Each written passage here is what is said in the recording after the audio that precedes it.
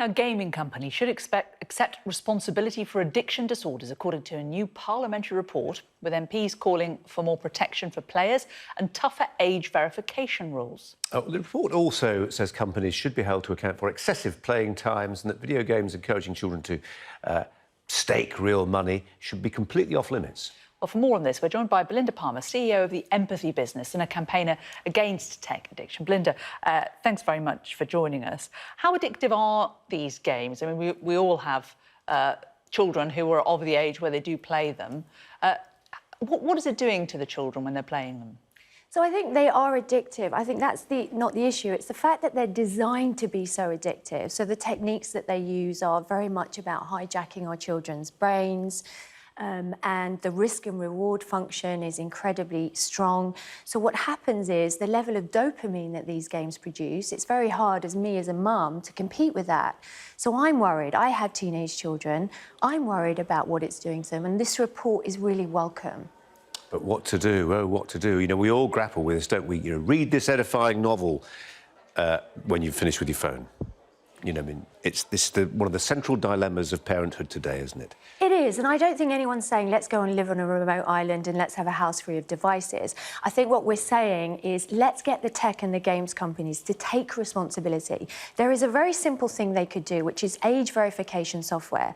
I mean, my daughter got an Instagram account. She's not 13. My son has said he's 18 on YouTube so that he can have all sorts of content. It is so simple for these companies to actually verify the age of our children. I mean, that could be through passports, that could be through parental consent, it could be through facial recognition software. I mean, we've got Facebook designing mind-reading software, apparently, but they cannot, none of these companies can implement age verification software.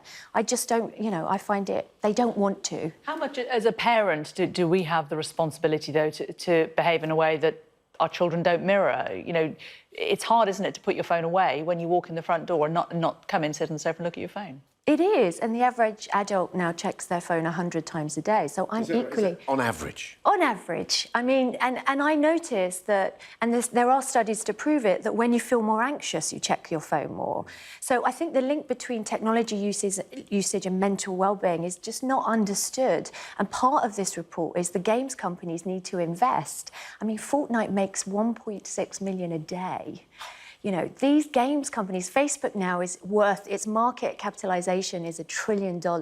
If they could invest 1% of their revenue into mental health research, giving parents the tools, I think that's what they should be doing. Well, even just the age verification thing. I mean, you know, I'm not sure I'd want pestering every time they were trying to log into something. But, you know, as you say, facial recognition software, that would do it, right? Well, it would help. I mean, there is always going to be, you know, there's always going to be teenagers who can hack into any system. And, you know, I've got one of those at home.